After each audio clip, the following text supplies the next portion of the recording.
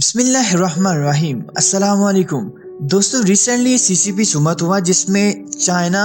اور 160 دوسرے ملکوں نے مل کر صدارت کی اور سارے کے سارے اس سمٹ میں شامل تھے، اس کانفرنس میں شامل تھے۔ سب ملکوں کو چائنا نے اس لیے دعوت دی کہ ٹیکنالوجی وار جو کہ امریکہ کی طرف سے شروع کی گئی ہے، امریکہ اور چائنا کے درمیان، اس کا مقابلہ کیا جا سکے۔ اب امریکہ اور چائنا اس وقت بری طرح سے ٹیکنالوجی وار کا شکار ہیں، دونوں ہی ایک دوسرے کے ساتھ اچھا خاصا مقابلہ کر رہے ہیں۔ اور ہواوے کے اوپر آپ لوگوں کو پتا ہوگا، جو ہواوے کمپنی کے اوپر بین لگا تھا وہ بھی اسی وجہ سے تھا، کیونکہ اب چائنا نے CCP سمٹ اس لیے بلایا کیونکہ 160 کنٹری کو شامل کر کے ان کو یہ بتایا جا سکے کہ اگر امریکہ یا کوئی بھی کنٹری ٹیکنالوجی ڈیولپمنٹ روکنے کی کوشش کرتی ہے تو اس کے خلاف آواز اٹھائی جا سکے۔ جن پنگ نے بڑے کھلے الفاظ میں یہ بات بیان کر دی کہ ٹیکنالوجی ڈیولپمنٹ اور ترقی ہر کنٹری کا حق ہے۔ ہر کنٹری کی یہ خواہش ہے، ہر ملک یہ چاہتا ہے کہ وہ ترقی کرے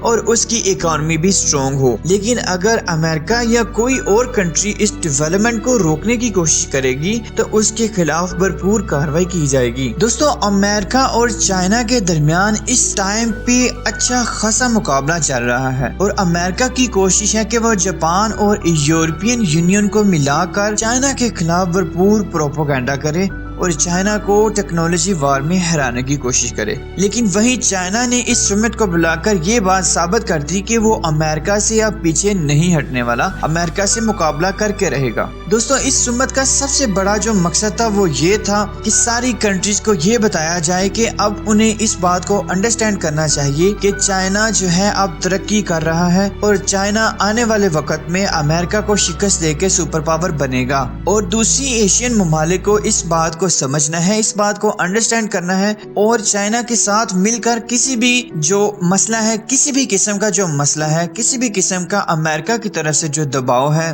اس کو ختم کرنا ہے۔ جیسا کہ ہم لوگوں کو پتا ہے کہ پاکستان کے اوپر بھی امریکہ پچھلے دہائیوں میں بہت زیادہ پریشر ڈالتا رہا ہے۔ جب ڈونلڈ ٹرمپ کا وقت تھا تو Donald Trump do more do مر کر کے پاکستان کے اوپر پریشر ڈالتا تھا اور اس کا بری طرح سے اثر پاکستان کو بھگتنا پڑتا تھا۔ لیکن اب چائنا نے کھلے الفاظ میں ساری ایشین کنٹریز کو اور دوسرے بھی ممالک کو یہ بتایا ہے کہ بھائی آپ لوگوں نے اب چائنا کا ساتھ دینا ہے، چائنا کے ساتھ مل کے کھڑے ہونا ہے، اور اگر امریکہ آپ میں سے کسی کے اوپر بھی کسی قسم کا بھی دباؤ ڈالے، پریشر ڈالے، یا آپ کو کوئی ایسا کام کرنے کے لیے کہے جو آپ نہیں کرنا چاہتے، تو چائنا آپ لوگوں کے ساتھ کھڑا ہے۔ اور سارے ملکوں کو اس بات کے اوپر زور دیا کہ ایک دوسرے کا مل کر ترقی میں حصہ ڈالے۔ یہاں پر ایک اور بات واضح کرنے کی ضرورت ہے کہ امریکہ پہلے ہی چائنا ٹیکنالوجی وار کو، یہاں پر ایک بات واضح کرتا چلوں کہ امریکہ پہلے ہی چائنا کو اپنی ٹیکنالوجی شیئر کرنے نہیں دے رہا اور چائنا اس بات پر خاموش نہیں۔ جن پنگ نے سب کو بتایا کہ امریکہ آسانی سے ہمیں ٹیکنالوجی وار میں جیتنے نہیں دے گا، اس لیے چائنا کو ترقی کے لیے اور سپر پاور بننے کے لیے دوسرے ایشین ممالک کا ساتھ بہت ضروری ہے، ان کا ساتھ چاہیے۔ امریکہ کو ہر لحاظ سے پیچھے چھوڑنے کے لیے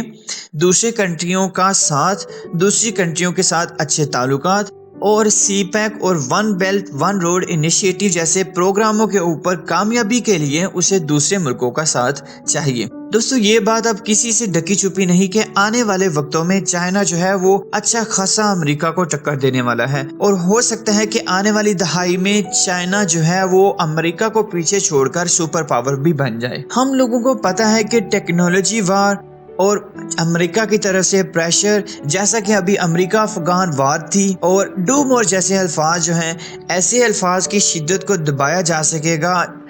اور اس کے لیے چائنا اپنی بھرپور خدمات جو ہے وہ پوری دنیا کے سامنے لے کے آ رہا ہے۔ چائنا نے بڑے کھلے الفاظ میں اس بات کے اوپر بھی زور دیا کہ ہمارے خلاف امریکہ پوری طرح سے پروپیگنڈا کر رہا ہے اور ہمارے خلاف اچھی خاصی سازش کر رہا ہے، جس کے نتیجے میں چائنا کا امیج پہلے ہی دنیا میں بہت زیادہ خراب ہو چکا ہے۔ لیکن اس سمت کی وجہ سے اب دوسری جو کنٹریز ہیں ان کے اندر ایک اعتماد بیٹھے گا چائنا کو لے کے کہ چائنا ہمارے ساتھ کھڑا ہے۔ دوستوں، یہاں پہ ہمیں ایک بات بات اور سمجھنی ہے کہ چائنا کو اب ہمیں لائٹلی نہیں لینا چاہیے امریکہ کی طرف سے۔ امریکہ جہاں پہ سپر پاور ہے وہاں ہی چائنا بھی اب سپر پاور ہے، اور امریکہ اس وقت پروکسی وار سے چائنا کا امیج پوری دنیا میں خراب کرنے کی کوشش کر رہا تھا، لیکن اس سمت کی وجہ سے کافی زیادہ جو چیزوں میں بدلاؤ دیکھنے کو نظر آ رہا ہے۔ اب وہ وقت دور نہیں جب امریکہ کو ساری دنیا میں بس ایک ملک کی حیثیت سے جانا جائے گا، نہ کہ ایک سپر پاور کی حیثیت سے، اور دوسری ایشین کنٹریز کے ساتھ مل کے، جیسا کہ پاکستان کے ساتھ مل کے، چائنا پوری دنیا میں اپنا